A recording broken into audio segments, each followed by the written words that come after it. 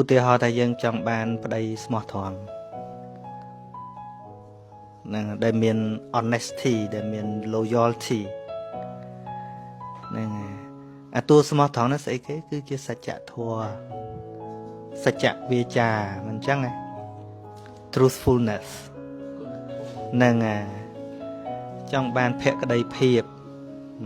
ចង់បានពន្ធអីចង់បានអញ្ចឹងលោតែដឹងថាមានឯណាបើបំក្តៅលើមែនអត់ហ្នឹងតួស្មោះត្រង់ហ្នឹងហើយហ្នឹងតួស្មោះត្រង់ហ្នឹងហើយជាធម៌មួយយ៉ាងហៅថាសច្ចវាចាឬក៏ភាពស្មោះត្រង់ដែលនៅក្នុងតួសាលទី4ហ្នឹង